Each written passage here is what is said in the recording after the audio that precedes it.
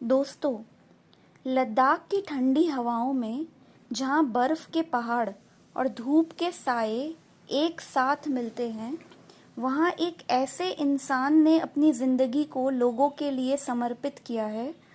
उनका नाम है Sonam Wangchuk. Engineer, innovator, education reformer और एक ऐसा नाम जो हर इंसान को इंस्पायर करता है कि नॉलेज सिर्फ किताबों तक सीमित नहीं है, बल्कि ज़िंदगी को बेहतर बनाने के लिए यूज़ की जानी चाहिए। आज हम उनकी कहानी सुनेंगे, एक छोटे लड़के से लेकर एक ग्लोबल आइकन बनने तक।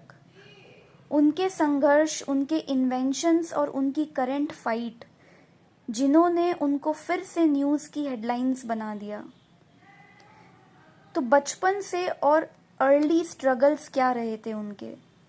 सोनम वांगचुक का जन्म हुआ 1 सितंबर 1966 को लद्दाख के एक छोटे से गांव उली टोकपो में। बचपन आसान नहीं था। उस वक्त लद्दाख अलग था। प्रॉपर स्कूल्स नहीं थे, रोड्स नहीं थे, कम्युनिकेशन भी नहीं था। सोनम का बचपन एक अजीब चैलेंज के साथ गुजरा, क्योंकि उनकी मदर टंग लद्दाखी थी और स्कूल्स हिंदी और इंग्लिश में पढ़ाते थे। जब पहले दिन वो स्कूल गए, उन्हें कुछ समझ नहीं आया और टीचर्स भी हेल्प करने के बजाय पनिशमेंट देते थे। एक वक्त ऐसा भी आया था जब सोनम स्कूल छोड़ने वाले थे, लेकिन उनकी माँ ने उन्हें एक बात कही, बेटा सीखना है तो अपने तरीके से सीखो। इसी बात ने सोनम के अंदर एक नया जुनून पैदा किया। उन्होंने खुद अपने लिए इंग्लिश सीखने के तरीके बनाए, मैगजीन्स उठाई, डिक्शनरी का यूज़ किया और खुद को सिखाया। और यही अप्रोच उनकी पूरी ज़िंदगी का फाउंडेशन बना, विच इज़ प्रैक्टिकल लर्निंग। फिर वो आईआईटी दिल्ली आए इंजीनियरिंग पढ़ने के लिए, लेकिन ये भी एक ट्विस्ट था। उन्होंने मैकेनिकल इंजीनियरिंग चूज़ की, लेकिन बुक्स और थ्योरी में अटक गए तो मन नहीं लगता था। उन्हें चाहिए था रियल वर्ल्ड सॉल्यूशंस। उन्होंने एक नई सोच की शुरुआत की। 1994 में सोनम वांगचुक ने अपने कुछ दोस्त और स्टूडेंट्स के साथ मिलकर एक मूवमेंट शुरू किया, जिसको इन शॉर्ट कहते हैं सेकमोल। फुल फॉर्म इसका है students education and cultural movement of Ladakh. उस वक्त लद्दाख में स्कूल्स ड्रॉप आउट रेट 95% था। बच्चे फेल होते थे क्योंकि उनको जो पढ़ाया जाता था वो उनके इन्वायरमेंट से मैच ही नहीं करता था। सोचो, एक बच्चा लद्दाख में रहता है जहाँ टेम्परेचर -20 तक जाता है, लेकिन स्कूल की किताबों में लिखा होता है कोकोनट ट्री के नीचे छाया ले लो। ये डिस्कनेक्ट की प्रॉब्लम थी। सोनम ने सिस्टम को चैलेंज किया। उन्होंने कहा, एजुकेशन ऐसी होनी चाहिए जो लोकल कल्चर और इन्वायरमेंट के साथ जुड़ी हो। सेकमोल के कैंपस पर उन्होंने एक नया मॉडल बनाया, सोलर हीटेड बिल्डिंग्स जो विंटर में भी गर्म रहते हैं। सोनम खुद अपना फूड ग्रो करते थे, खुद मैनेज करते थे और सीखते थे वो सब करके। फेल होने वाले स्टूडेंट्स यहाँ आके लाइफ स्किल्स सीखते थे और नई एनर्जी के साथ वापस स्कूल में सक्सेसफुल होते थे। आज सेकमोल को दुनिया भर में एक ऑल्टरनेटिव एजुकेशन मॉडल के रूप में माना जाता है। सोनम वांगचुक सिर्फ एजुकेशन रिफॉर्मर ही नहीं थे, बल्कि एक इनोवेटर भी थे। उनका सबसे फेमस इन्वेंशन है आइस स्तूपा। लद्दाख में पानी की सबसे बड़ी प्रॉब्लम है। विंटर में ग्लेशियर्स फ्रीज हो जाते हैं और समर में पानी की ज़रूरत होती है जब क्रॉप्स उगते हैं, लेकिन पानी तब तक मेल्ट होता नहीं है। सोनम ने सोचा, क्यों ना एक ऐसा स्ट्रक्चर बनाया जाए जो पानी को स्टोर करके और ज़रूरत के वक्त धीरे धीरे रिलीज़ करे।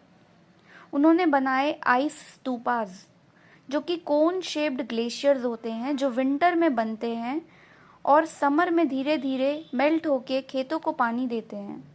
ये इनोवेशन दुनिया भर में वायरल हो गई। स्विट्ज़रलैंड, किर्गिस्तान जैसे कंट्रीज़ ने भी इसे अडॉप्ट किया। इसी के लिए उन्होंने 2016 में रोलेक्स अवार्ड फॉर एंटरप्राइज मिला और दुनिया ने लद्दाख के इस इंजीनियर को सैल्यूट किया।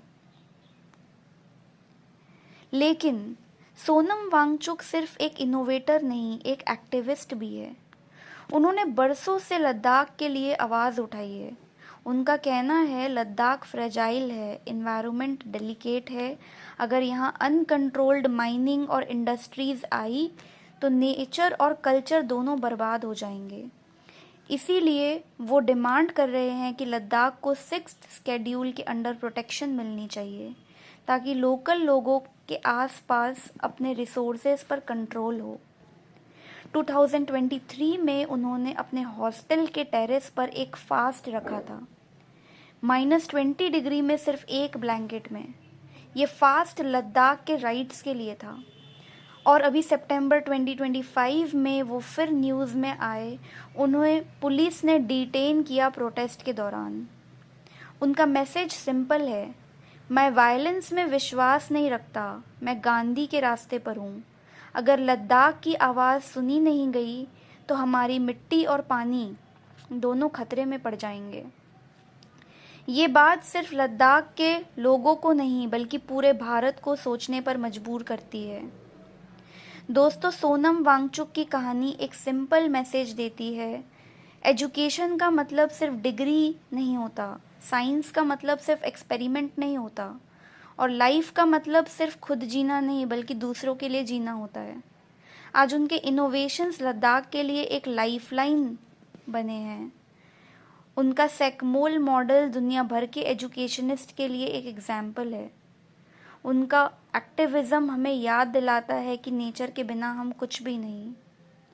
वो कहते हैं अगर हमने आज नेचर को प्रोटेक्ट नहीं किया तो कल नेचर हमें प्रोटेक्ट नहीं करेगी। सोनम वांगचुक की ज़िंदगी एक कहानी है जुनून की, करेज की और होप की।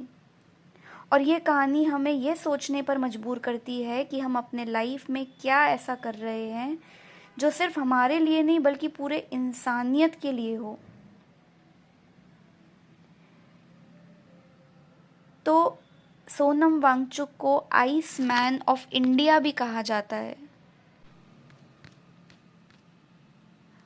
26 सितंबर 2025 को सोनम वांगचुक को लद्दाख में वायलेंट प्रोटेस्ट के बाद एनएसए के तहत, NSA is national security act के तहत अरेस्ट किया गया है। उन्हें जोधपुर जेल ट्रांसफ़र कर दिया गया है।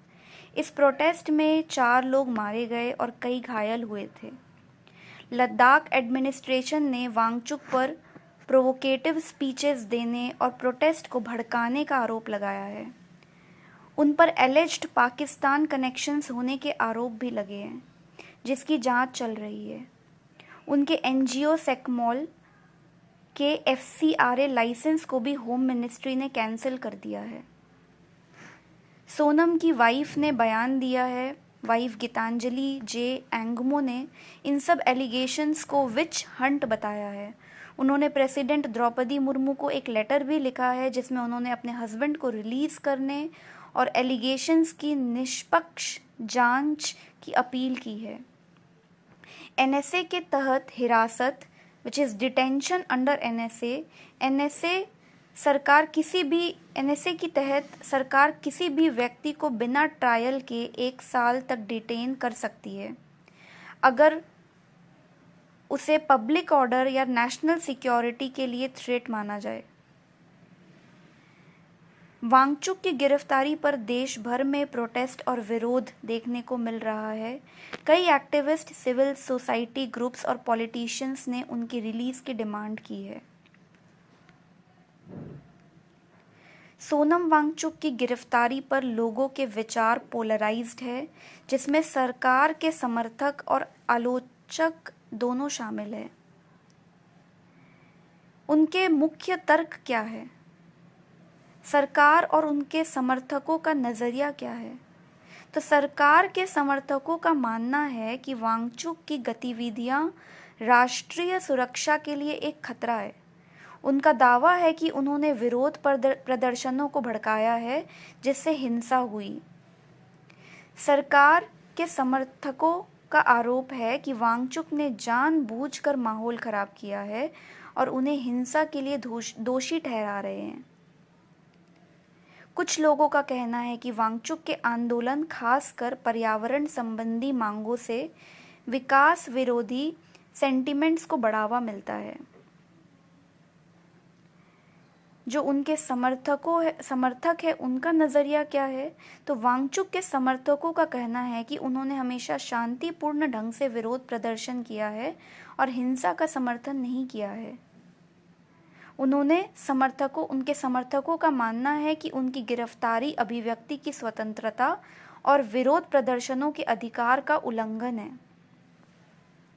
समर्थकों का कहना है कि सरकार ने लद्दाख को छठी अनुसूची में शामिल करने का वादा किया था, लेकिन उसे पूरा नहीं किया, जिससे लोगों में फ्रस्ट्रेशन है।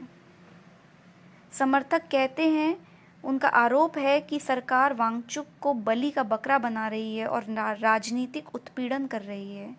उनका दावा है कि सरकार उन्हें बदनाम कर रही है। कुछ लोगों ने वांगचुक की गिरफ्तारी पर चिंता व्यक्त की है क्योंकि इसमें लोकतांत्रिक फ्रीडम्स और डिसेंट के प्रति सरकार के रवैये पर सवाल उठते हैं। वांगचुक के समर्थकों का कहना है कि उनकी अरेस्ट से लोगों में और भी असंतोष फैल रहा है क्योंकि वो लोगों की आवाज़ थे। सोशल मीडिया पर भी इस मामले में खूब बहस हो रही है, जिसमें पक्ष और विपक्ष दोनों में से कई तरह के विचार सामने आ रहे हैं। कुछ रिपोर्टर्स के अनुसार सोशल मीडिया पर फर्जी खबरें और गलत सूचना भी फैलाई जा रही है।